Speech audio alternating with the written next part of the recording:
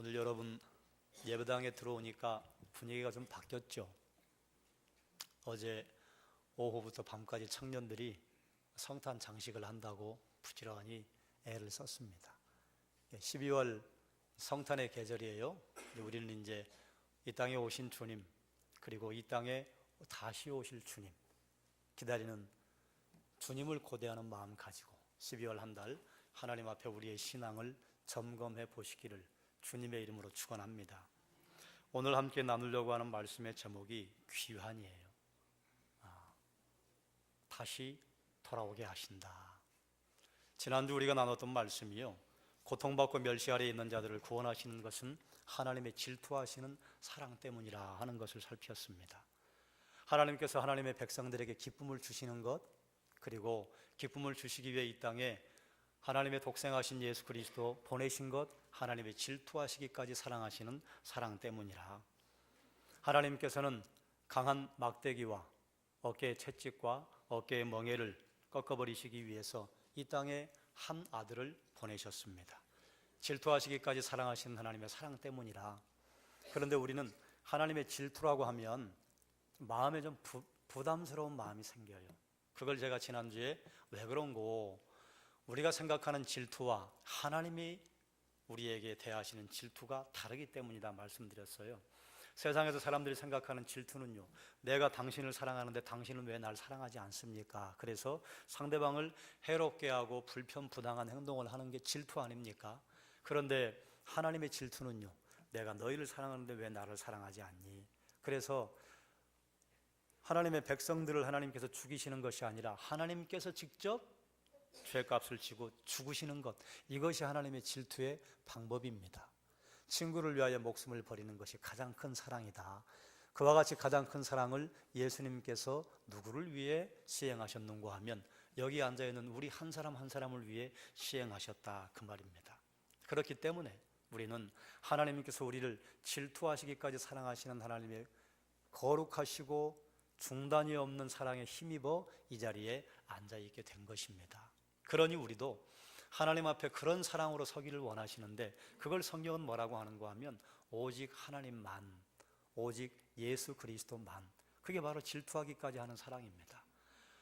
내가 다른 사람을 사랑하는데 다른 사람이 나에게 마음을 주지 않고 다른 사람 사랑한다고 하면 마음이 불편하죠. 그게 바로 하나님의 마음입니다. 성도의 마음도 그와 같을 때에, 그럴 때 우리가 하나님을 오직 사랑하는 마음으로 설 수 있을 것입니다. 그러니 사랑하는 여러분, 오직 하나님만 향해서, 오직 주님만 향해서 우리의 사랑을 드리고, 오직 하나님 이외의 그 어떤 것도 우리 삶의 우선순위에 두지 않게 해 주시기를 주님의 이름으로 축원합니다. 하나님께서 이스라엘 백성들을 포로에서 돌이키시는데 바사왕 고레스 원년에 여호와께서 예레미야의 입을 통하여 하신 말씀을 이루게 하시려고 바사왕 고레스의 마음을 감동시키셨다 그랬습니다. 하나님께서 그들을 돌이키신 것 미리 말씀하셨다, 그 말이에요. 예레미야의 입술을 통해서 어떤 말씀을 선포하셨는지 예레미야 29장 10절 말씀을 함께 읽겠습니다. 여호와께서 이와 같이 말씀하시니라, 바벨론에서 70년이 차면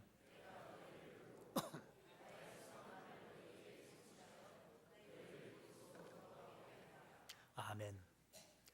이스라엘 백성들은 어쩌면 두세 부류가 있었을 거예요.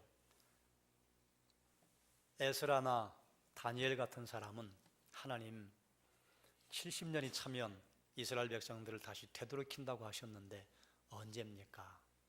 아무리 봐도 돌아갈 가능성이 안 보였어요. 또 어떤 사람들이 이랬겠죠. 하나님 70년 만에 이스라엘 백성들을 고토로 돌리신다더니 이게 뭐야? 역시 하나님 우리를 사랑하지 않아. 그러고 있었던 사람들도 있었을 거예요.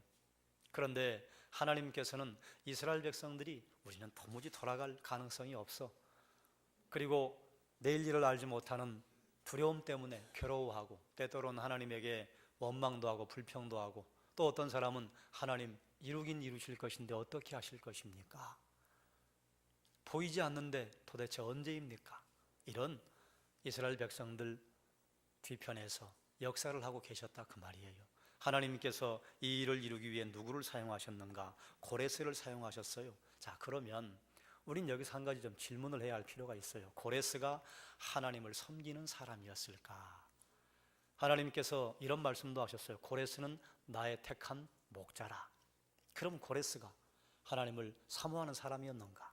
3절 말씀에 보니까요, 고레스가 이스라엘의 하나님은 참 신이시라. 유대인들은 예루살렘으로 올라가서 여호와의 성전을 건축하라 선포했습니다. 아하, 이스라엘의 하나님은 참 신이라고 말을 하는구나. 그럼 고레스가 하나님의 백성이었겠구나. 하나님을 섬겼겠구나. 그런데 그 다음에 고레스가 뭐라고 하는가 하면 그의 백성은 돌아가라 그래요. 그럼 고레스는 그의 백성이에요, 아니에요? 아닌 거예요. 또 이런 이야기를 합니다. 3절 마지막에 보면요, 이스라엘의 하나님 여호와의 성전을 건축하라. 그는 예루살렘에 계신 하나님이시라. 이것이 고레스가 하나님에 대해 가지고 있는 그의 신관이었습니다.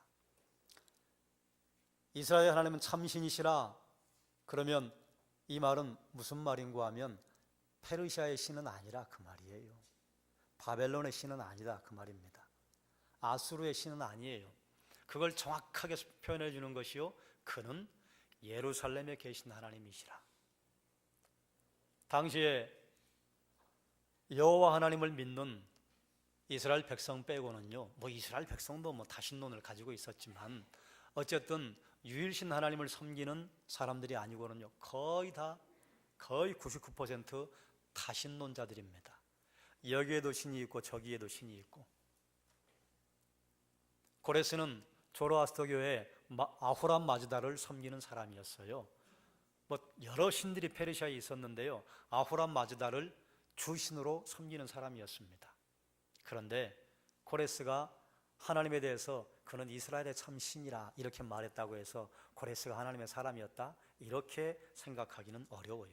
그런데 하나님께서 어떻게 이런 사람을 쓰셔서 하나님의 약속을 성취해 가시는가? 이게 참 우리에게는 은혜이고 우리에게는 또 감사할 제목이 되죠. 그러면 이제 역사를 좀 거슬러 올라가 봐야 합니다.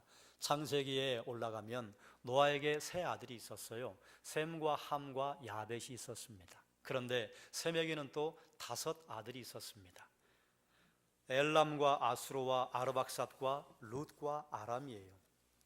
그리고 이제 물론 함과 야벳 그 후손들도 여기저기 흩어져서 생활을 했습니다. 그런데 엘람이라는 나라를 만들었고, 아수르는 니느웨 근방에서 아수르라는 나라를 만들어요. 룻은요, 리디아 왕국을 만듭니다. 지금의 터키 이스탄불이 있는 쪽에 서쪽에 리디아라고 하는 왕국을 만들었어요. 그리고 아람은요, 아람이라는 나라를 만들었습니다. 그런데 셈의 셋째 아들 아르박삿은 나라를 만들지 못했어요. 그런데 재미있게도 아브라함은 누구의 후손인가 하면 아르박삿의 후손입니다. 그러면 하나님께서 아브라함을 부르셨는데 아브라함이 잘되고 잘 나가는 사람이기 때문에 불렀는가? 아니에요.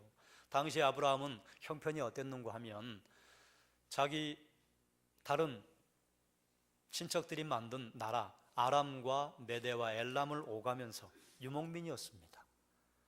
그 세 나라에서 여기저기 돌아다니며 유리하는 사람이었어요. 아브라함 부르신 것이요, 다른 형제들처럼 아브라함의 조상이 뛰어났다거나 아브라함이 뛰어났기 때문에 그를 부르신 것이 아니다 그 말입니다. 하나님께서 이것을 아브라함의 후손들에게요 기억하라고 말씀해 주신 게 신명기 7장 7절이에요. 함께 읽겠습니다.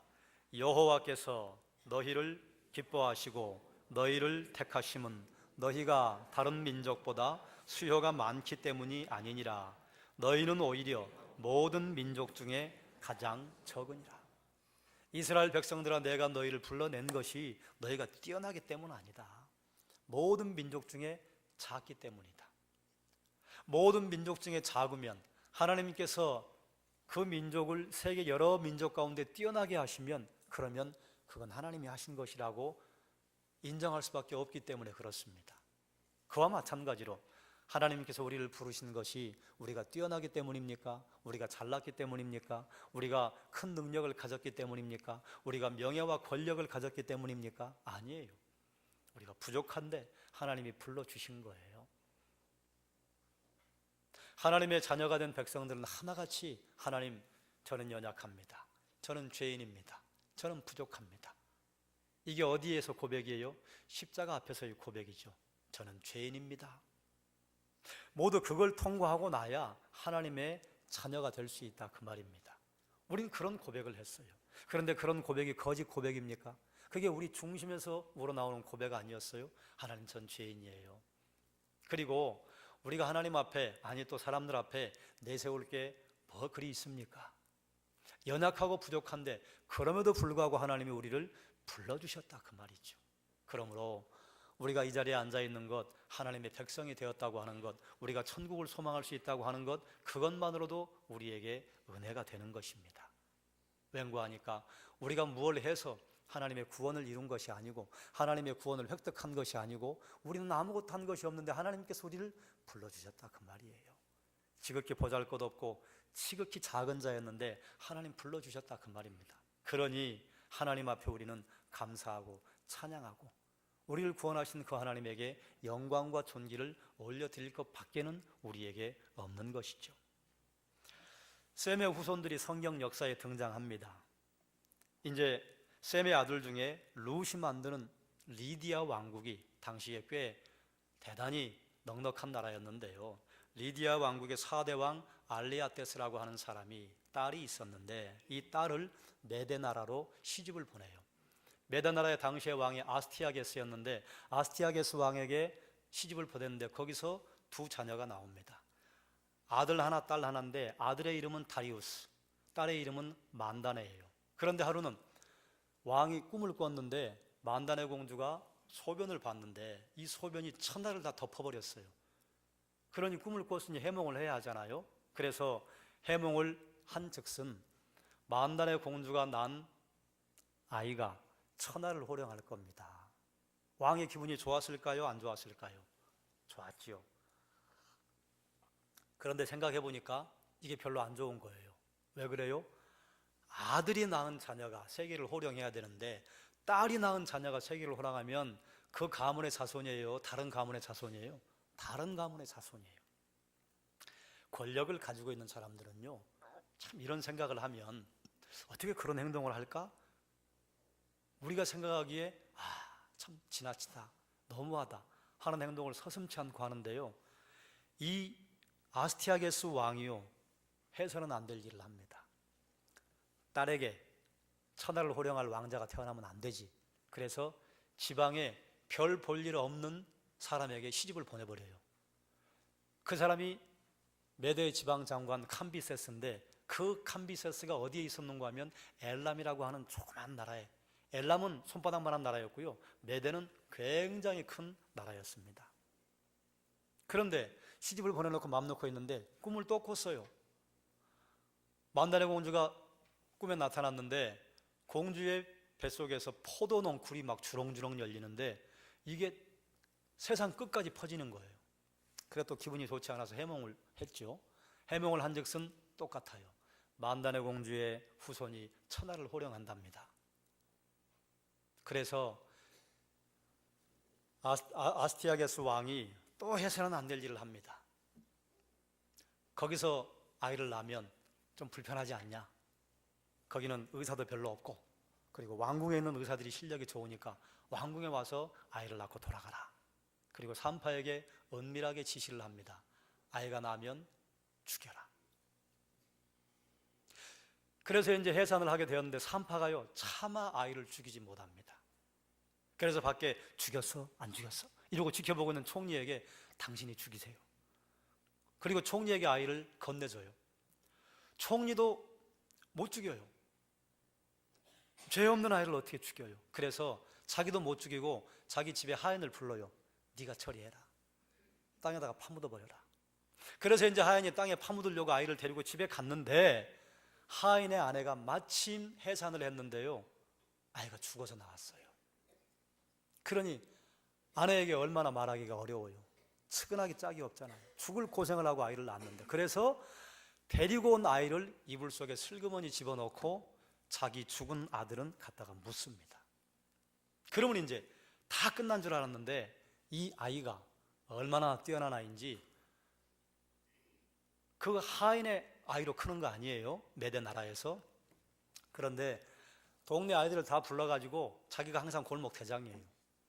그런데 거기가 이제 수도기 때문에 동네 아이들 가운데는 장관의 아이도 있고 뭐 왕궁에서 일하는 분들의 아이도 있는데 다 자기 신하예요. 아이가 말을 안 들으니까 한 번은 왕궁의 장관의 아이를 두들겨 패가지고 문제가 심각해졌어요. 근데 이게 왕의 귀에까지 들려갔습니다. 여차저차 어떤 아이가 있다는데 이 녀석이 장관의 아이를 두들겨 팼는데 도무지 미안하다는 말도 않고 고개를 꼿꼿하게 세우고 있습니다. 그래? 어떤 녀석인지 한번 보자. 불렀어요, 왕이.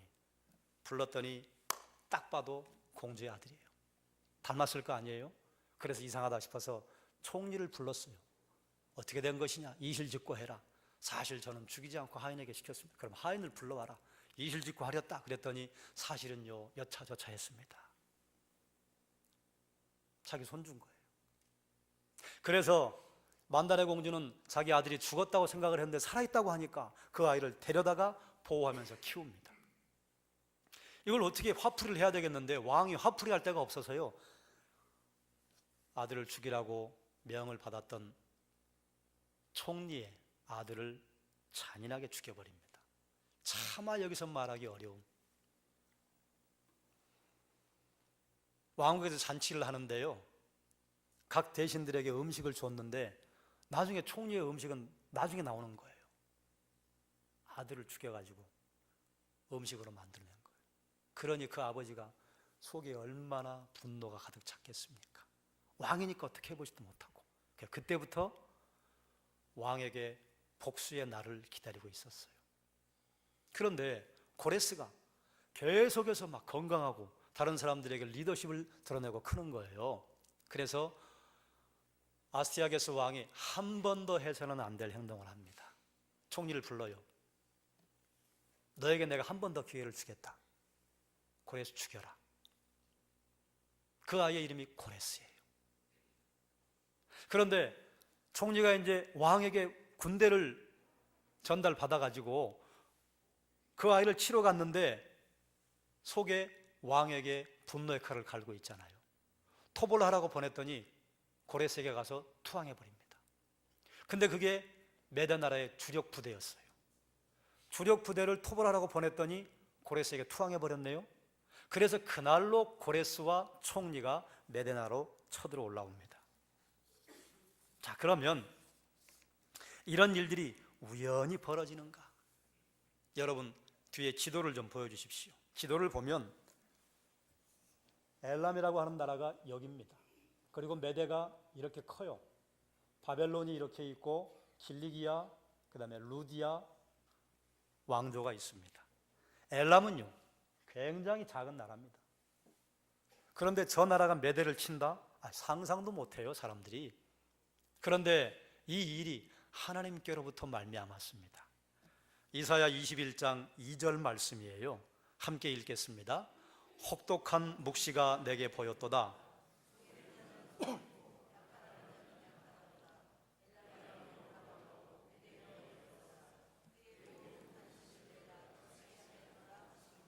아멘. 속이는 자, 약탈하는 자 누구른가 하면 아스티아게스 왕입니다. 속이는 자는 계속 속일 거야. 약탈하는 자는 계속 약탈할 거야. 그러나 엘람이요 올라가라. 이사야가 이 예언을 했을 때요 사람들은 웃었을 거예요. 왜요?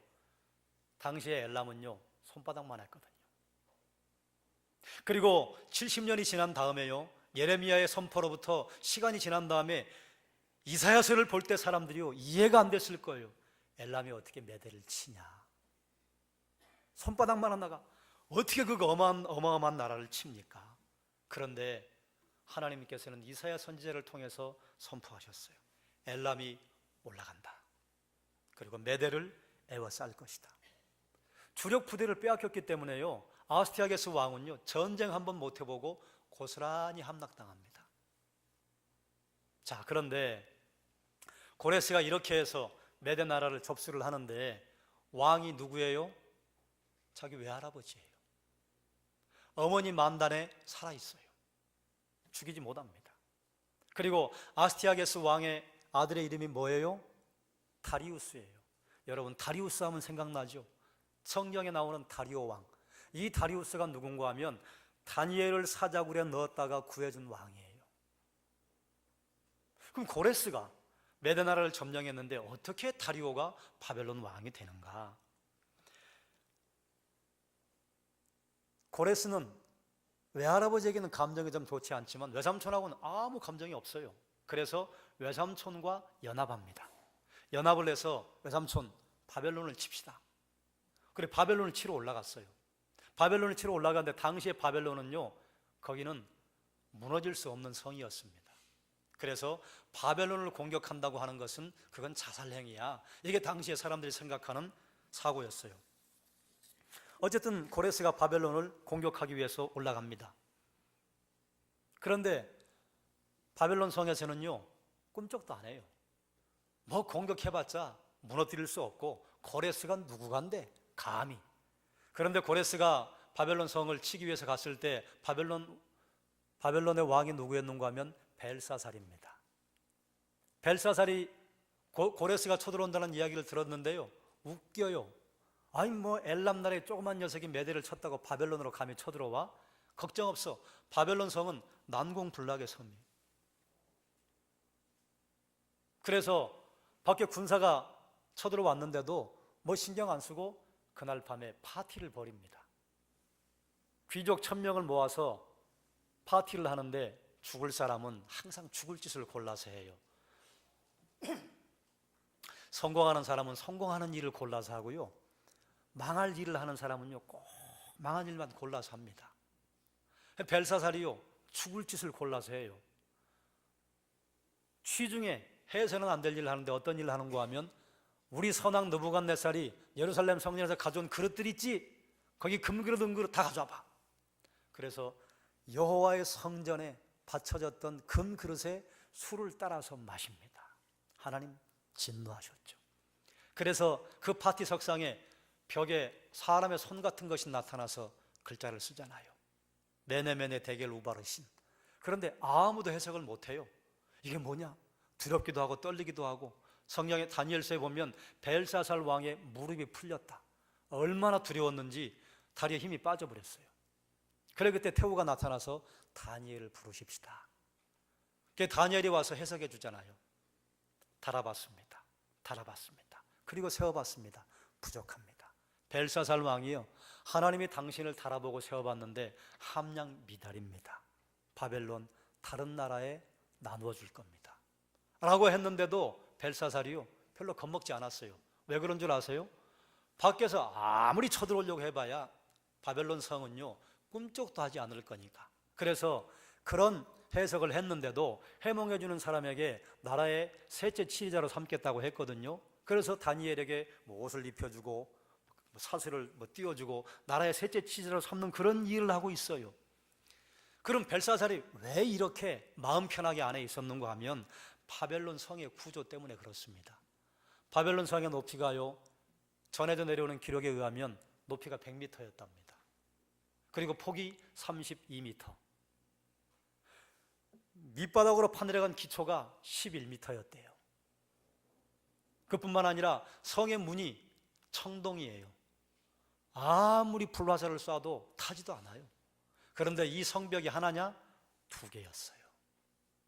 그것뿐만 아니라 여러분 중세시대의 성을 보면 성 주변으로 물길을 만들잖아요. 그걸 해자라고 하는데 이 해자가 뭐 몇 미터 이런 게 아니라 어마어마하게 큰 강을 만들어 놨어요. 그러니까 아무리 불화살을 쏴도 거기를 무너뜨릴 수가 없고, 배를 가지고 가봤자 성벽이 100m인데 그걸 어떻게 올라갑니까? 못 부셔요. 그러니까 벨사살 왕이 그 안에서 하나님께서 너 메네메네 데겔 우바르신이다 이런 하나님의 선포를 하셔도 겁먹지 않았어요. 그래서 당시의 사람들은요 바벨론은 무너지지 않는 곳이다, 이게 정설이었습니다. 그런데 고레스가요 기가 막힌 일을 하나 합니다. 물길 때문에 못 가? 그럼 물을 없애버리지 뭐. 그래서 어마어마하게 큰 강 옆으로 360줄기의 운하를 파버립니다. 물이 빠져버렸어요. 물이 빠지면 공격하려고 했죠. 공격하다 보면 엄청나게 많은 사람들이 죽을 거 아니에요.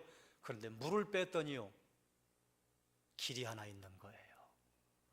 상하수도 구멍이, 엄청나게 큰 구멍이 그 물길 아래로 나 있는 거예요. 이게 우연일까요? 이사야 43장에 하나님께서요, 이렇게 바벨론이 무너질 것이라고 미리 선포해 놓으셨어요.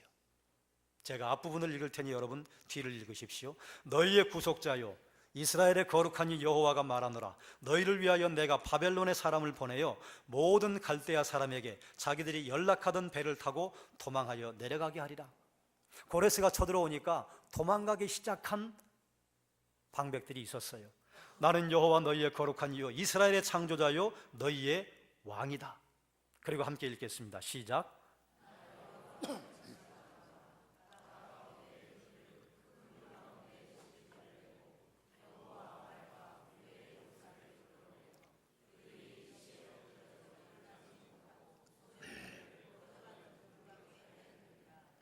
아멘. 바벨론이 어떻게 무너질 것이냐? 바다 가운데 길을 낼 거다. 큰 물 가운데 지름길을 낼 거다. 고레스가 바벨론을 침략하기 전까지만 해도 이 성경을 보던 이스라엘 백성들이나 열국의 사람들 웃었을 거예요. 무슨 큰 길을 내냐? 어떻게 바다 가운데 길을 내냐? 그리고 어떻게 저 어마어마한 성 바벨론이 등불처럼 훅 불면 꺼지는 그런 등불처럼 한순간에 무너지느냐? 하나님 그 거짓말쟁이야. 이사야 거짓말쟁이야. 그랬을 거라 그 말이에요. 그런데 넘어지는 순간 하나님의 말씀이 1.1획도 땅에 떨어지지 않는다고 하는 것이 증명이 된 것입니다. 거기에 물길이 있을 것이라는 정보를 고레스가 몰랐어요. 한번 방법을 강구해 본 거예요. 그랬더니 대로가 나 있어요. 밑에 마차가 지나갈 만큼 큰 상하수도 길이 있어요.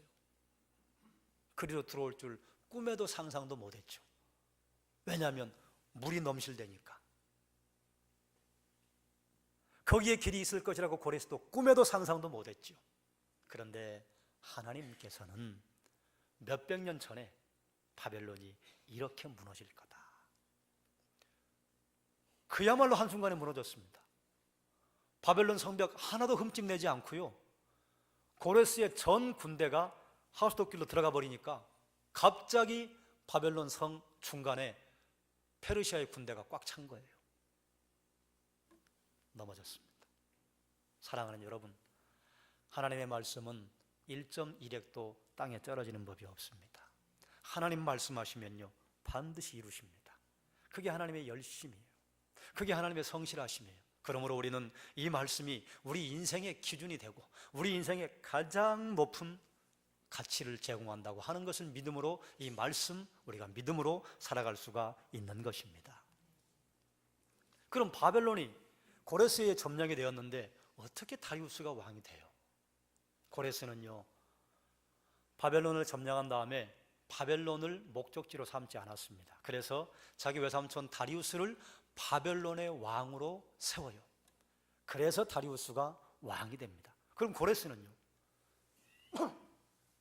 아까 여러분 지도에서 보셨죠? 바벨론 옆에 킬리기아 왕국이 있었고 킬리기아 왕국 옆에 리디아 왕국이 있었습니다. 내가 거기까지 먹어야 되겠다. 그리고 거기를 정복하기 위해서 전쟁하러 갔다가 전쟁터에서 죽습니다. 끝났어요. 그러면 여러분 보십시오. 고레스는 그의 능력으로 제국을 이루었다고 생각을 했을 것입니다. 주변의 사람들도 와, 고레스 정말 뛰어나, 고레스 정말 대단해, 이렇게 생각했을 거예요. 그런데 고레스는요 왜 유다의 백성들을 본토로 돌려보낼 결정을 했을까요? 무엇 때문에? 먼저 느부갓네살 왕은요 식민지 정책을 뭘로 폈는가 하면 교육 정책으로 폈어요. 그래서 식민지에 뛰어난 인재들, 뛰어난 인재라고 그래봐야 왕족들이고 귀족들 아니에요. 다 포로로 잡아왔습니다. 그래서 바벨론 교육을 시켰어요. 교육의 힘이 그것 아닙니까? 바벨론 교육을 시켜놓으면 이 사람들은 바벨론 사람이 돼요? 이스라엘 사람이 돼요? 바벨론 사람이 돼요. 그래서 바벨론에 충성하도록, 바벨론의 사람이 되도록 만들었어요. 그건 이제 성공했어요. 인재들을 데려오는 것까지는 성공했어요. 그런데 식민지에서 인재들을 뽑아내다 보니까요, 정작 식민지에는 식민지를 운영하고 관리하고 돌볼 수 있는 인재들이 공백이 생겨버린 겁니다. 그래서 식민지가 잘 돌아가지 않았어요. 식민지가 잘 돌아가지 않는 것은 무엇을 의미하는가 하면 세금을 잘 걷어야 되는데 세금이 잘 거치지 않는 거예요. 왜요?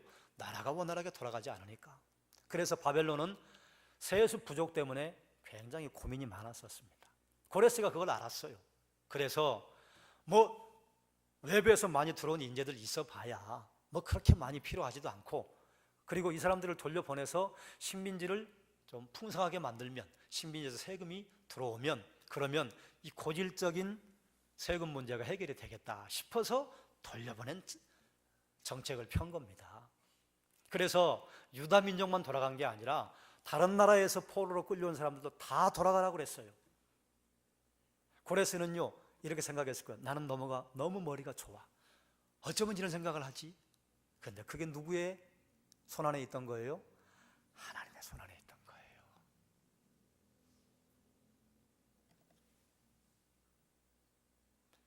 하나님께서는 세상 역사에 작용하셔서 하나님의 언약을 이루어 가십니다.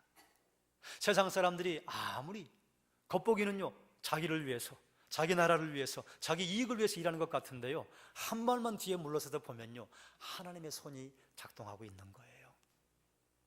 하나님께서는 고레스가 태어나기도 전에, 한 400~500년 전에 고레스라고 하는 녀석이 태어날 거다, 내가 그 녀석을 내 목자로 쓸 거다.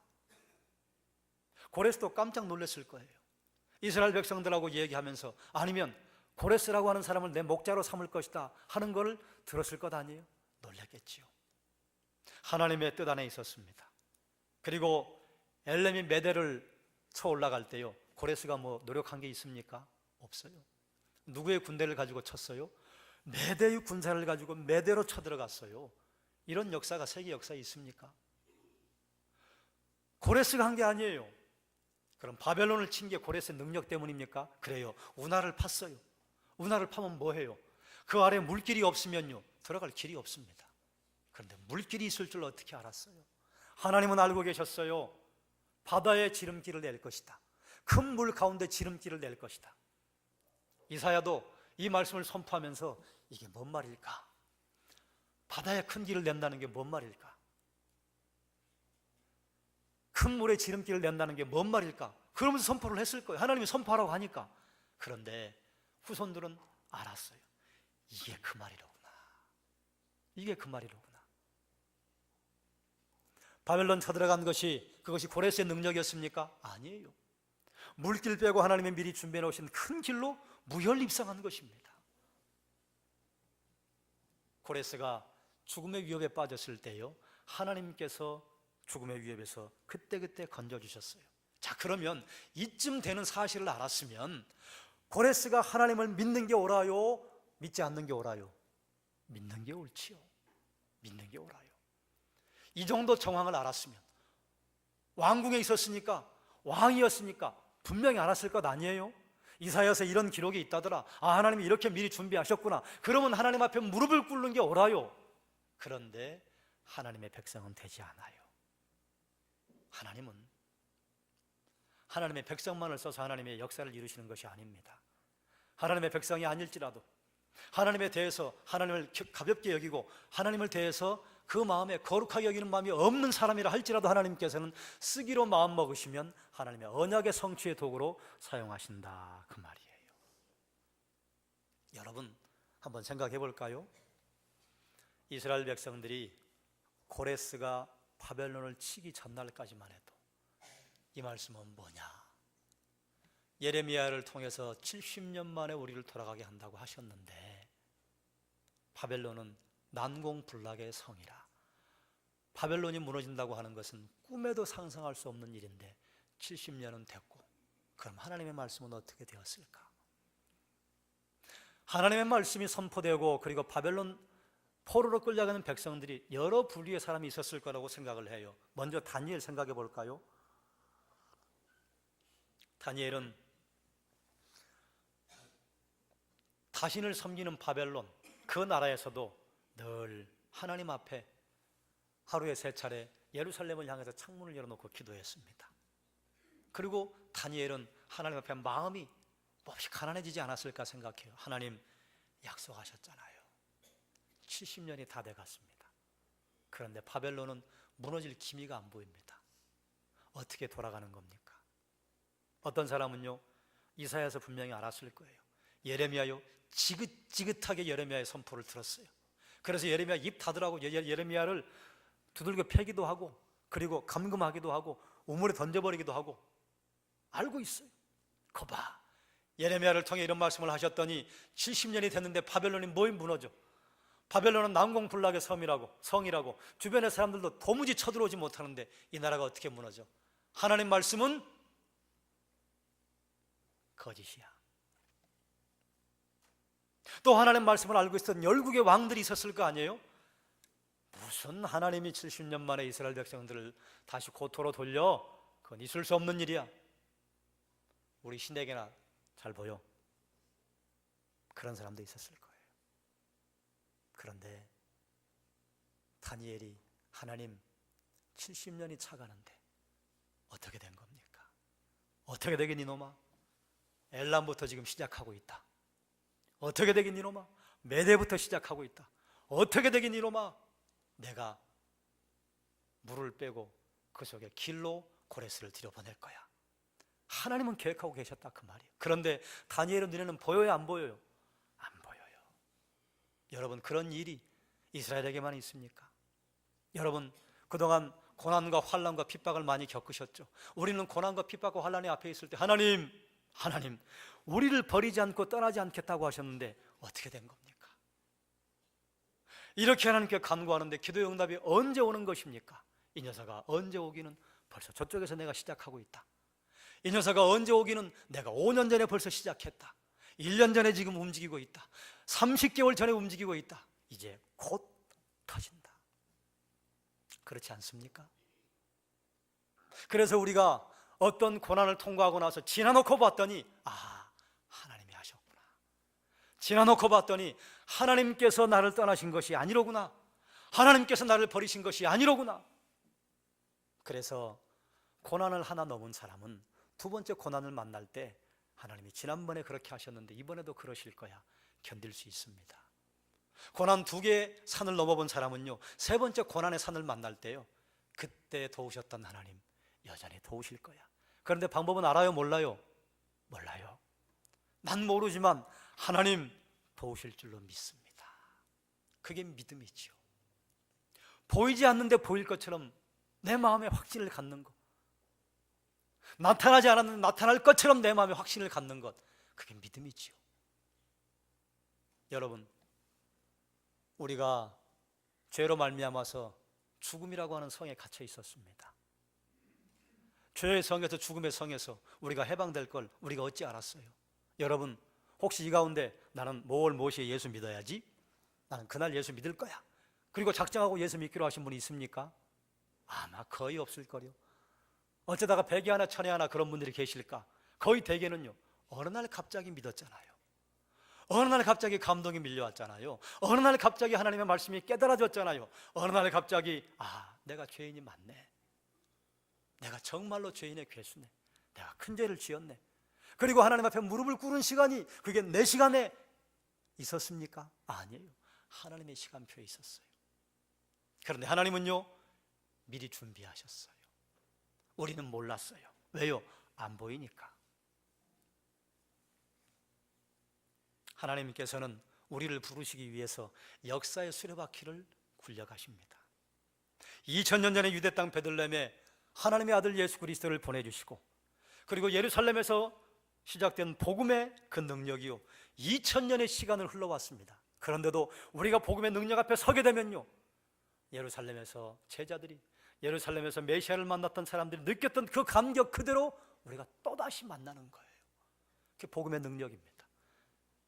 복음의 능력은요 2000년의 세월을 흘러 지나가도요 전혀 그 능력이 쇠약해지지 않습니다. 지구를 반바퀴 돌았어요. 얼마나 먼 거리를 왔습니까? 이 복음의 소식이 드디어 우리 앞에 섰는데 여전히 우리에게 지금도 유효하고, 지금도 우리가 복음 앞에 서면요 내 마음에 뜨거운 감동이 일어나잖아요. 누구의 역사입니까? 하나님의 역사입니다.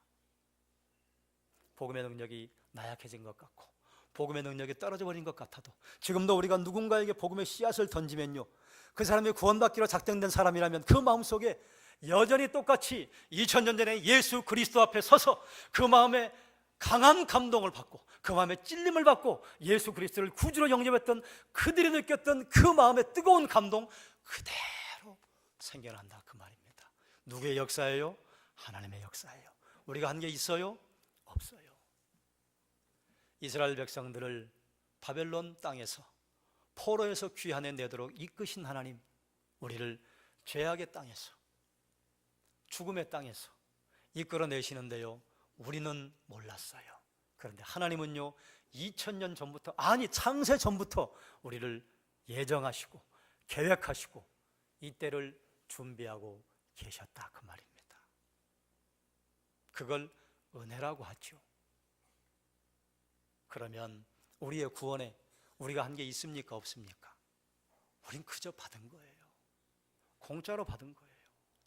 이스라엘 백성들이 바벨론 성에 웅크리고 있으면서 이제나 갈까 저제나 갈까, 도대체 하나님의 말씀은 언제 응답이 되는 것인가 그러고 있을 때 하나님은 잊지 않으시고 일하셨다 그 말이에요. 이스라엘 백성들이 데모를 했습니까? 이스라엘 백성들이 군사를 일으켰습니까? 이스라엘 백성들이 왕에게 우리 돌려달라고 탄원을 했습니까? 아무것도 하지 않았어요. 그런데 누가 보내셨어요? 하나님께서 보내셨어요. 그러므로 우리는 우리의 인생에 하나님께서 구원뿐만이 아니라 우리의 고난의 현장에서 하나님께서 우리를 불러내시고 구해내시고 역사하신 것을 묵상할 때마다 감사밖에는 드릴 것이 없는 것입니다. 하나님이 하셨어요. 내 손을 움직이게 한 것도 하나님이 하신 거예요. 나의 발을 떼도록 만드신 것도 하나님이 하신 거예요. 생명을 주신 분 하나님, 하나님이 하신 것입니다. 그러므로 그 어느 것도 내가 했다고 자랑할 것이 없는 줄로 믿습니다. 하나님의 은혜입니다. 한번 따라 하십시다. 하나님의 은혜입니다. 하나님의 은혜예요. 옆에 있는 분에게 말씀하십시다. 하나님의 은혜입니다. 또 반대편에 있는 분에게 말씀하십시다. 하나님의 은혜입니다. 하나님의 은혜예요. 그래서 하나님께서 말씀하신 대로 이스라엘을 돌려보내셨고 하나님께서 말씀하신 대로 이 세상에 아들을 보내셨어요. 아들이 올 때도 사람들이 그랬을 거예요. 메시아가 온다더니 언제 온다는 말이냐? 메시아가 온다고 그렇게 수많은 선지자를 통해 선포하시더니 거봐 하나님은 거짓말이야. 메시아가 왔을 거라면 벌써 왔지. 바벨론에게 점령당하고 포로로 끌려가고 돌아와서 그리고 다시 헬라 제국에 유린당하고 그 뒤로 아시리아와 톨레미 왕조에 유린당하고 그 뒤로 로마에 유린당하는데 하나님 어디 계셔? 하나님이 계시다면 이럴 수 있어? 그때 하나님 모셨어요. 하나님은 쉬지 않으십니다. 성탄의 계절에도 우리 역시 마찬가지 아닙니까? 여러분, 예수님 오실 때 이스라엘 백성들이 예수님 오신 것을 보고 할렐루야 다 반가워했습니까? 아무도 반가워하지 않았습니다. 예수님이 왔다는 소식을 들었으면 대제사장과 이스라엘은 바리새인과 서기관들이 베들레헴에 가야 돼요? 가면 안 돼요? 가야 돼요. 아무도 안 따라갔어요. 만왕의 왕이 이 땅에 오셨는데 그 자리에 누가 와요? 목자들이 와서 축하해줘요. 목동들이요, 우리가 생각해 목자장 되시는 예수 그리스도 이렇게 생각하시면 안 돼요. 지극히 천한 사람들이 와서 축하해줬다 그 말이에요. 그리고 그 나라에서는 모른 척하고 있었고 먼 이방 땅에 동방 박사들이 와서 만왕의 왕 되신 예수 그리스도에게 인사했어요. 왜 그래요? 성경은 분명히 이사야를 통해서 예레미야를 통해서 스가랴를 통해서 왕이 오시는데 허름하게 오신다 선포하셨어요. 그런데 이스라엘 백성들의 머릿속에 뭐가 있어요? 다윗의 왕 후손으로 오시는데 예루살렘에 오실 것이다. 그리고 군사를 이끌 왕으로 오실 것이다. 그들이 생각하고 있었던 메시아는요, 성경에 말하는 메시아가 아니었습니다. 그들이 기다린 예수 그리스도는 성경에 말하는 한 아들이 아니었습니다. 그래서 똑같이 메시아라고 말한다고, 똑같이 구원을 말한다고 해서 성경이 말하는 걸 말한다고 생각하면 안 되는 거예요. 이 시대도 마찬가지입니다. 수많은 사람들이 아니 예수님 뭐 다시 재림한다고 하셨는데 언제 와? 우리는요, 주님 오신다고 하셨는데, 저희는 믿는데 언제입니까? 그런데 하나님의 말씀은 일점 이적도 땅에 떨어지는 법이 있습니까? 없습니까? 없습니다. 오실 거예요. 그러므로 우리는 성탄의 계절에 혹시 우리가 예수 그리스도, 내가 만난 예수 그리스도, 그리고 내가 따라가는 예수 그리스도, 내가 섬기는 예수 그리스도, 성경대로 그분을 따라가는가? 아니면 내가 만들어 놓은 예수 그리스도, 그건 아무리 예수 그리스도라고 이름을 붙여도 우상이에요. 이스라엘 백성들이 광야에서 우리를 애굽에서 이끌어낸 여호와다 말했어요. 그런데 우상이었어요? 아니에요? 우상이에요. 그러므로 우리는 성탄의 계절에 우리를 위해 오신 예수 그리스도, 또 다시 오실 예수 그리스도, 정말로 성경대로 우리가 바로 따라가고 성경대로 믿고 있는가, 우리의 신앙을 점검해 봐야 할 필요가 있습니다. 그래야 우리가 주님 바로 따라갈 수 있고, 그래야 우리가 하나님과 깊은 교제를 나누고 이 땅에서 하나님이 원하시는 삶을 살아갈 수 있을 것입니다. 점검해보고 다시 하나님 앞에 서서 우리의 신앙 성경대로 이끌어 주게 해 주시길 주님의 이름으로 축원합니다. 기도하겠습니다. 사랑이 많으신 하나님, 이스라엘 백성들을 포로기로부터 70년 만에 이끌어내신다고 하는 예레미야 선지자의 선포, 아무도 믿을 수 없었습니다. 믿고 있었던 사람들 중에도 도대체 어떻게 하나님이 인도하실 것인가, 길이 보이지 않고 방법이 보이지 않아서 마음이 바짝바짝 타들어갔을 것입니다.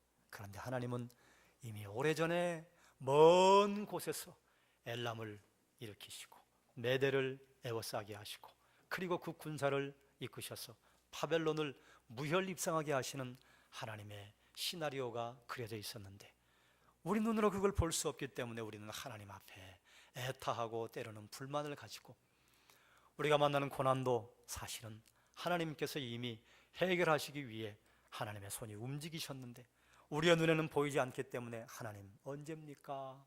하나님 계시다면 이런 일이 있을 수 있습니까? 이렇게 때로는 불신앙과 같은 신앙의 기도, 때로는 불평과 불만을 쏟아낼 때가 있습니다. 그뿐만이 아니라 이 시대에도 이 땅에 오신 예수 그리스도 다시 오실 것이라 말씀하셨는데, 주님이 오실 것 2000년이나 지났는데 라며 하나님을 가벼이 여기고 하나님에게 대적하고 하나님을 끌어내리는 것을 도무지 두려워하지 않는 벨사살과 같은 사람들이 많습니다. 그뿐인가요? 믿는 자들 가운데에도 내가 성경에서 만난 예수 그리스도가 아니라 내가 만들어 놓은 예수 그리스도, 내가 그려놓은 하나님을 하나님으로 알고 예수 그리스도로 알고 우리가 엉뚱한 것을 따라갈 때가 있을까 두렵습니다. 그러므로 하나님, 우리의 신앙을 다시 점검하여 성경에서 말씀하시는 예수 그리스도, 성경에서 말씀하시는 하나님 따라 오직 좌로나 우로나 치우치지 않냐고 하나님의 길로 걸어가게 하여 주시옵소서. 예수님의 이름으로 기도드리옵나이다. 아멘.